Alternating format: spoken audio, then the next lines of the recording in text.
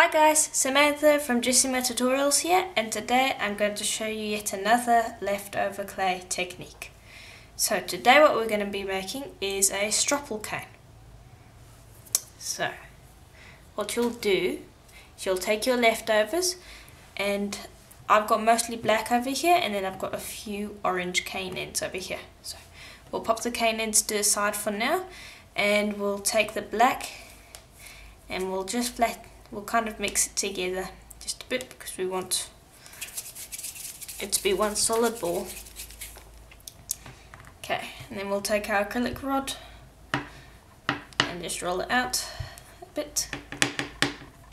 Okay, now I'm going to go to my pasta machine. I'm going to roll this through the thickest setting. Like so.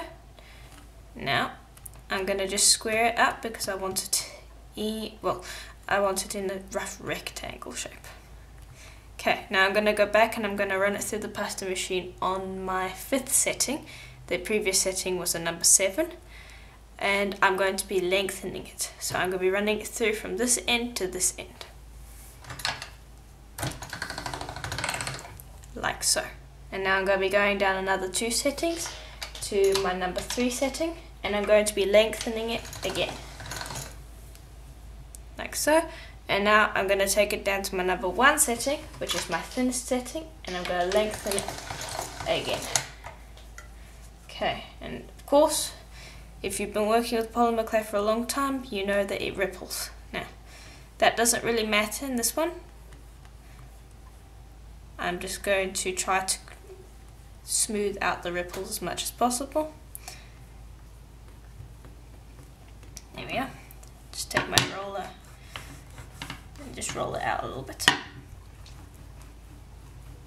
Okay. Then I'll take my blade, my firm one, and just pick that up. Now what I'm going to do, I'll take my blade again, and I just want to cut it into sections. This does not have to be accurate, but I just want it into sections. And I'll just pop these up and move them out the way because we're going to work with the cane ends now. Okay, there we are.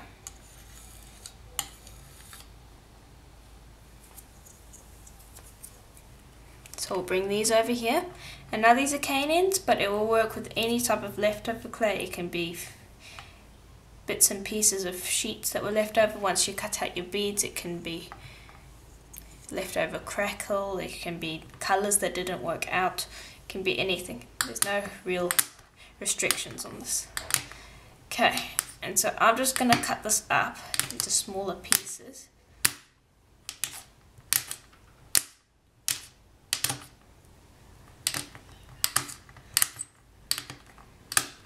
Like so.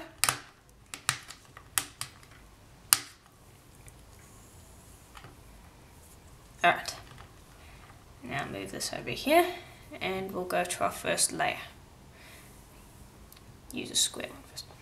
And we'll just take these and we will layer them just like icing on top of a cake onto this layer. We'll just cover it up. Want to cover up as much of this bottom colour as possible. This doesn't have to be black, I just like it has to be a somewhat solid colour. Okay, then when that's done, take another piece, layer that on top of that. It doesn't matter if it's not flat. Then you'll take more of your pieces and you'll layer that on top of that one. And so on and so forth.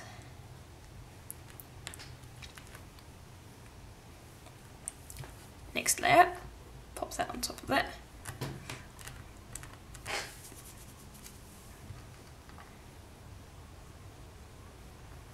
Whoops. It can be a little bit fiddly, but it's quite a fun technique. Yeah. Next layer. Pop that on top.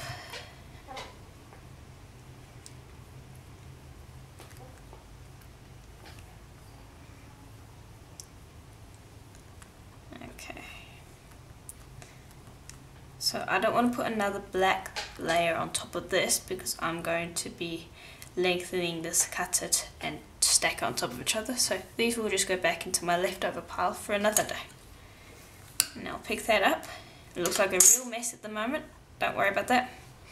And then before you take it to it with your acrylic roller, you will just want to condense it with your fingers to make sure that you get out some of those air pockets that are in there.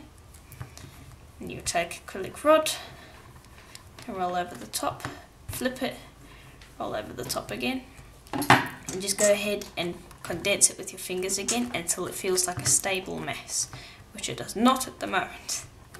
It feels quite brittle. Okay, now when you're rolling this, you don't want to just roll from the top, so if you just continued rolling from over here, you'd find that this would,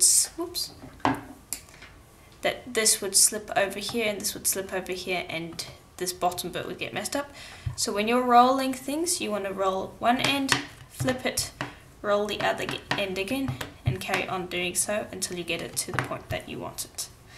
That way you won't distort your pattern as much.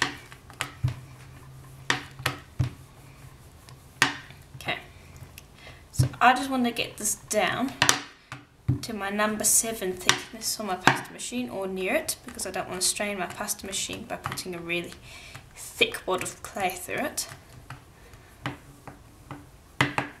Okay, now I'll run this through on my thickest setting.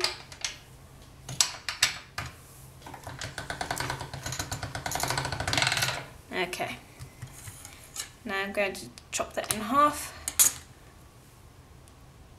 and stack, and chop it in half again and stack. Okay, and actually I'm going to chop it in half one more time and stack it. There we are. Now what you'll do is you'll just trim off these ends. I'm using my thin blade to get into the areas that I want to. Okay, don't worry about the back, just condense that together. This is by far not what you would call a precise technique. And you'll just take those leftover bits and you'll pop it back into your leftover pile and you can use them again for something else. Okay. Next job is to just condense this to make sure that you have no air bubbles in it. Okay, once you've done that, get it back into the shape that you want it in. Okay, now I will show you what it looks like. Oops, that piece wasn't so good. Pop that into the scrap pile again. Okay, there we are. That's what a Stroppel cane looks like. Now, if you want these features more defined, you could, when you're rolling it out, you could leave it a bit thicker and stack it less times. But I like this because it gives me almost like a stone look. And you can see there's quite a few pieces of translucent in there. So when that bakes, you'll get some areas that are translucent, and so it will give you a really interesting stone look. And that's why I really like the Stroppel canes. They give you a nice stone look. So, I do hope that that video is helpful to you, and let me know if you do a Stroppel cane and maybe send some pictures in to see what it, to show me what it looks like, as I'd be interested to know what you make. And so, if this was helpful to you, please do have a look at the links below, as there will be links to more videos like this one, and I hope to see you in the next video. Bye for now.